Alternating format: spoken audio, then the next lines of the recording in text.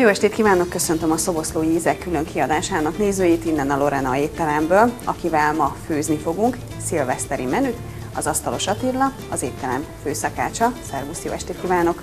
Szia, jó estét kívánok a kedves nézőknek is! Mi az, amit ma főzni fogunk, mit ajánlasz, mivel várjuk a hozzánk érkező vendégeket, vagy esetleg, ha mi megyünk vendégségbe, mit vigyünk magunkkal? Mi a szilveszter alkalmából az alakalt étlapunkkal állunk a kedves vendégek rendelkezésére, a teljes kínálattal és a teljes kapacitásunkkal. Külön ételekkel nem készülünk erre az eseményre, ugyanakkor egy elég masszív és széles választékot tartalmazó hidegkonyhai kínálatot állítottunk össze, amiből szemezgettünk, és ennek néhány alkotóját elkészítenénk, amennyiben hozzákezdhetünk. Így van, kezdjünk hozzá. Mi az, amit először fogunk elkészíteni? Látok itt nagyon-nagyon sokféle hozzávalót. Mit főzünk? A norvég töltött tojást emeltük ki. A téli időszaknak egyik kedvező hidegkonyhai termék a töltött tojás, amit nyáron annyira nem favorizálunk. A norvég töltött tojás jellemzője, hogy a hagyományos töltött tojásokhoz képest kaviárt, illetve füstölt sprottnit is tartalmaz. A következő ételünk az az aszalgyümölcsökkel és füstölt sajttal töltött sertés szűzpecsenye, amit egy feltekerés után sütőbe fogunk elkészíteni, illetve a Waldorf salátát fogjuk köretnek ajánlani mindehhez. Békönbundába tekert és sütött csirkemájat készítünk még ehhez a hideg tálunkhoz, és ha megfelel, akkor hozzá is kezdenék. Kezdjünk hozzá! Köszönöm. Elsőként a szűzpecsenyét fogjuk kinyitni. Ha valaki ezt otthon szeretné elkészíteni, akkor háziasszonyoknak javaslom, hogy annyira nem ismert dolog ez. A szűzpecsenyén vannak olyan hátyarészek, amiket érdemes eltávolítani, különben összehúzódik a rostok mentén, és majd kicsit nem élvezhetetlenné tud válni.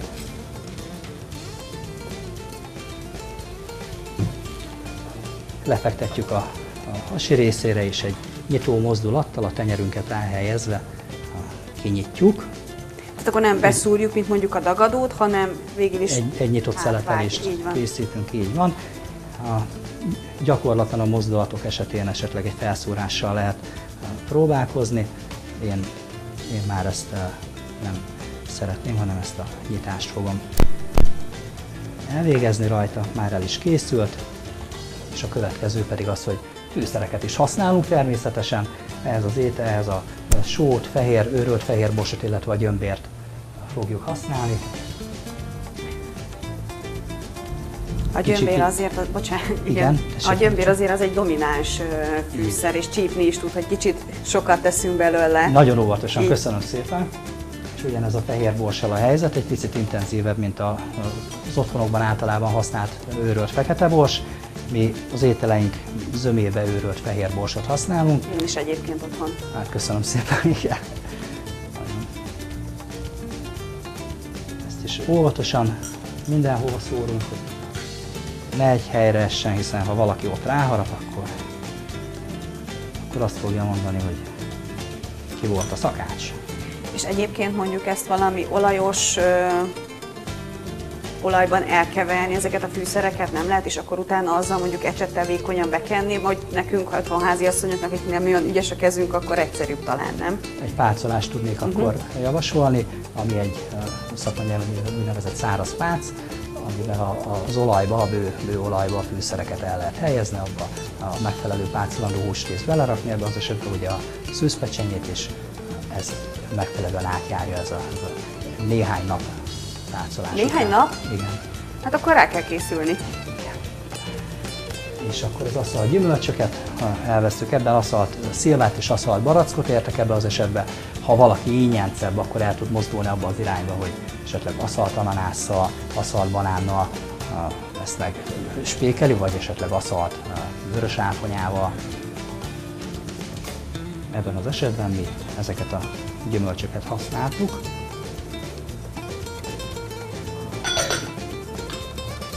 És akkor lássuk a füstölt sajt.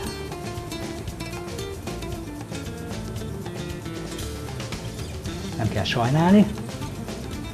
Ha magunknak csináljuk, akkor azért, ha rendelésre vendégnek, akkor meg azért. Akkor meg szimplán, és egy feltekerés fog következni, ami roppant egyszerű, nem kell tőle igazából tartani. Gyors, határozott mozdulatokkal egyfajta göngyölést végzünk. És valami hústűvel, fogpiszkálóval tűzzük össze, vagy ha itt tesszük bele a tepsibe, vagy a serpenyőbe, akkor nem fog kinyílni? Így kinyílna, de én alufóliát fogok használni ehhez, és meg is mutatom már is, milyen formában. Ezt egy picit félretesszük, hogy szépen egybe maradt. Nagyon szépen köszönöm.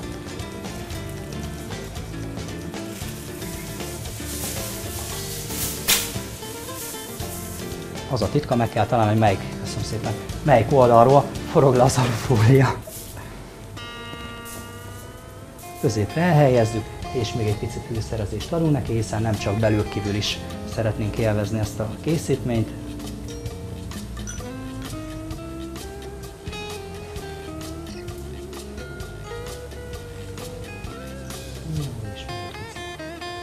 Fehér borsot is. Ne tévesszem meg senkit, aki esetleg felbátorodott és fehér borsot szeretne vásárolni, hogy nem úgy fog kinézni, mint a só, hanem attól azért egy kicsit sötétebb az árnyalata, mivel nem fekete, ezért fehér. És egy ilyen feltekerő mozdulattal megcsavarjuk.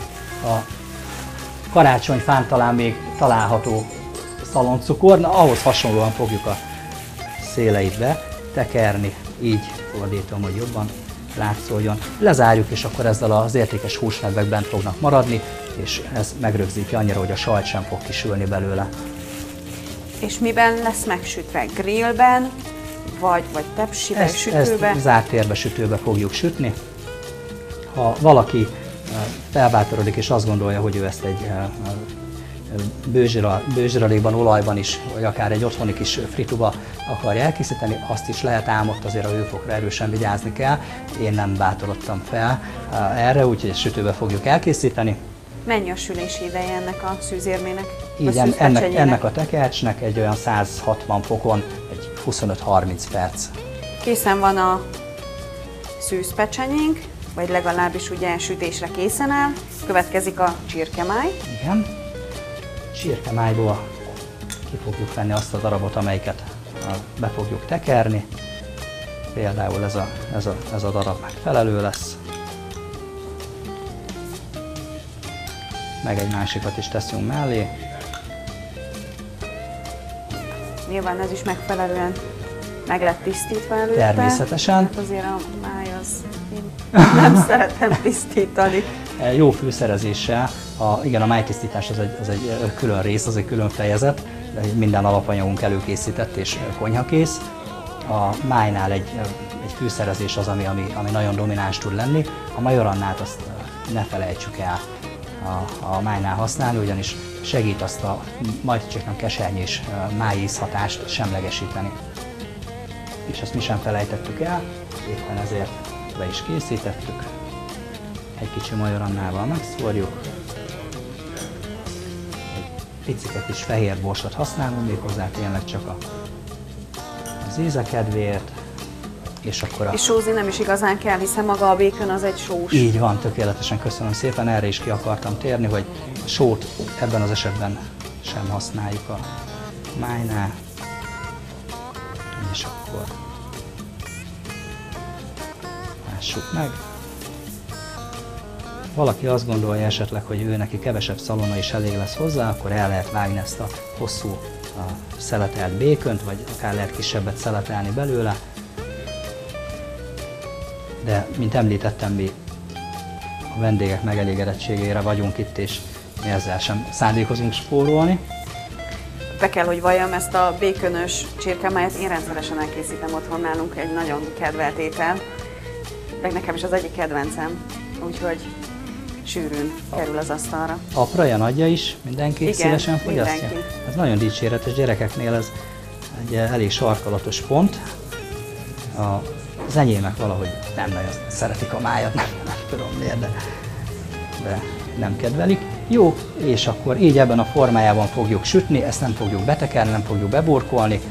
A tepsibe helyezzük kevés zsiradékkal, nagyon kevés, hiszen a szalonnából még azért fog kisülni, és roppanósra sütjük.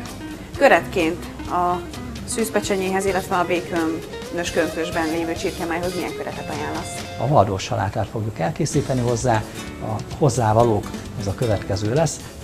Zeller, tehát zeller gumó, és nem az angol zeller, tehát nem az zeller száraz zeller gumót fogjuk megtisztítani, lereszeljük, az almát héjtalanítjuk, magtalanítjuk, azt is apró csíkokra vágjuk, a dióbelet előfőzzük, megtisztítjuk a héjától, tehát nem a dió külső héjától, hanem a dióbélnek a kis barna héját is lefejtjük róla, hiszen rendkívül kellemetlen, hogyha arra is ráharapunk, illetve mindezt egy tejszínes majonézzel fogjuk majd összefogatni, és egybe dolgozzuk. Most ezt, hogyha javasolhatom, akkor legalább egy néhány órával a fogyasztás előtt készítsük el, hűtőben tárolva természetesen, hiszen kell, hogy összeérjenek ezek az ízek.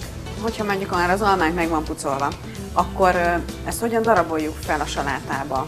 Ugyanúgy lereszeljük, mint az ellert, vagy kockázzuk, vagy csíkozzuk, félbevágjuk, negyedeljük? Lehet egyszerűsíteni, igen, egy reszeléssel. Én fel fogom a vékony csíkokra vágni, előtte azonban egy magtalanítást fogok végezni vele,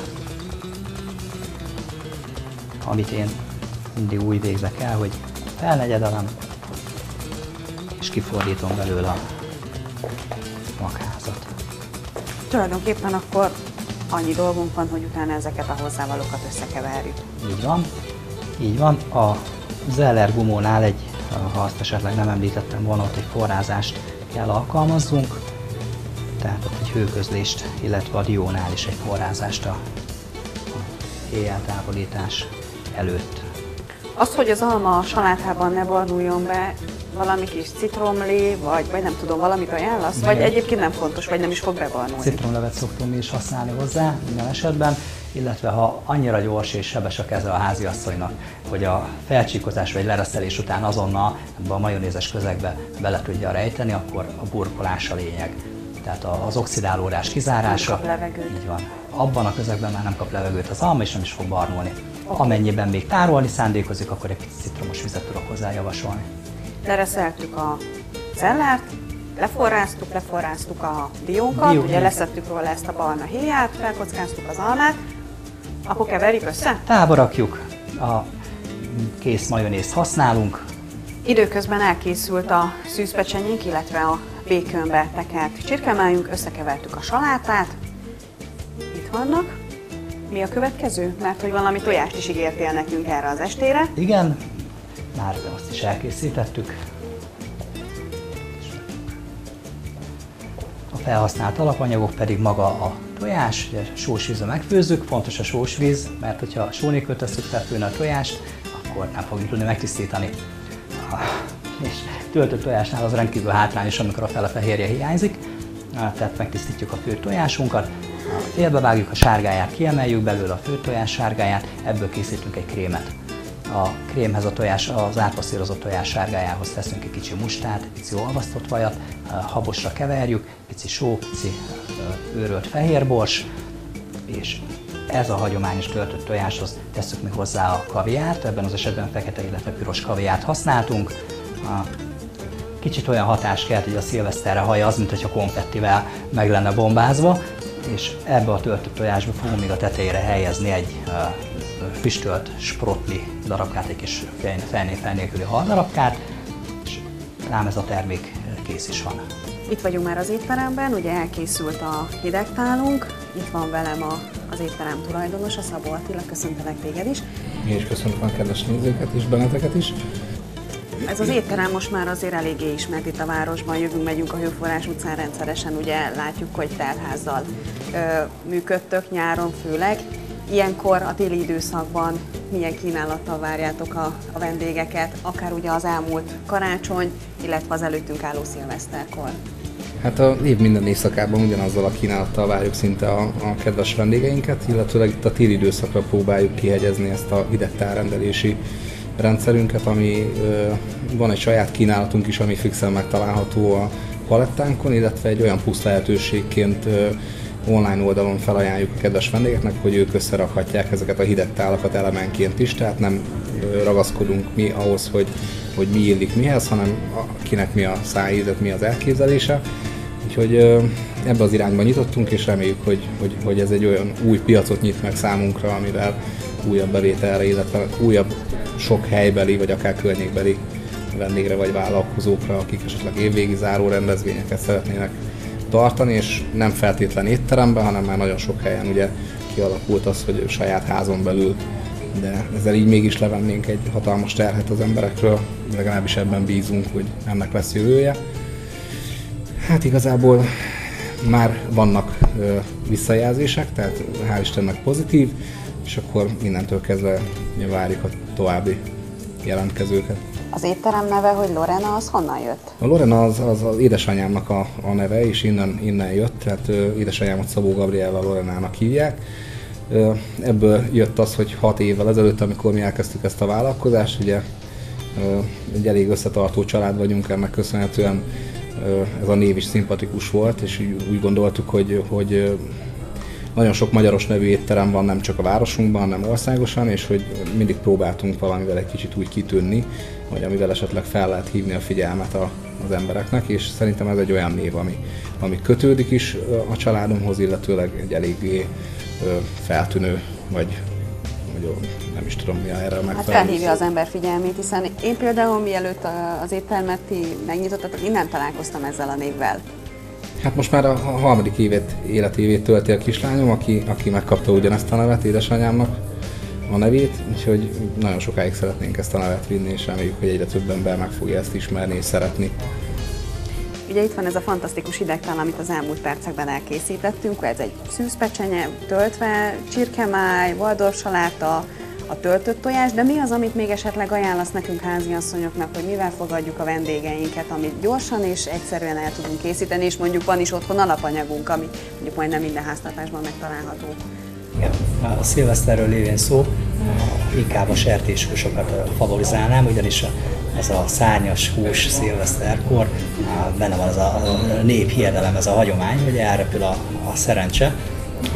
Éppen emiatt csirke mellett mi sem használtunk ehhez a tálhoz. Ugyanakkor néhány éve az a tendencia, hogy én látom, hogy ez a hagyomány az egyre inkább elejét veszíti, és főleg a hölgyeknek valóban inkább a puha szárnyas húst tudnám ajánlani, illetve ezért váltottuk ki a sertés szőzpecsenyével, mert a legpuhább sertés rész. A marhahúsokat én annyira nem részesíteném előnybe, tehát ha lehetőség van rá, és tehetik a kedves háziasszonyok, akkor sertésszőzpecsenyét használjanak. Milyen töltelékekkel? Ugye a sajt az, ami a legtöbb emberben felkelti azt, hogy igen, nem tudja azt mondani, hogy nem kedveli. Annyiféle ízesítésben kapható már, tehát sajtot mindenféleképpen ajánlanék a töltelékhez, illetve ezt a teljesen hagyományos sajtalsonkával a töltött és a bemutatott formában elkészített roládot tudom ajánlani. Ha már szárnyas irányba el kell mozduljunk, akkor a gyümölcsöket szintén tudom ajánlani tölteléknek, illetve hogyha egzotikusabb ízekre vágynak, akkor a korábban említett ananász, illetve a banánt is bele lehet tölteni. És mi van a lencsével? Mert hogy azt mondják, hogy ha az új év utolsó napján lencsét eszünk, akkor gazdagok leszünk a következő évben. Igen, én ezt január 1-ére ismertem, és a lencse, ha már szintén a névhagyományokat visszük tovább, a lencse az apró pénzre, a bab meg a nagy zsetonra vonatkozik, úgyhogy lencsét, babot bőségesen fogyasszanak a kedves televízió nézők, ha akarják mozdani a gazdagságot. Nagyon szépen köszönöm a segítségeteket, boldog új évet kívánunk nektek, és boldog új évet természetesen a tévénézőknek is. Köszönjük szépen, köszönjük. És boldog új évet kívánunk. Kedves nézőink, ez volt a 2013-as év utolsó Szoboszlói Ízek című műsora. Tartsanak velünk az új esztendőben is, viszontlátásra és boldog új évet!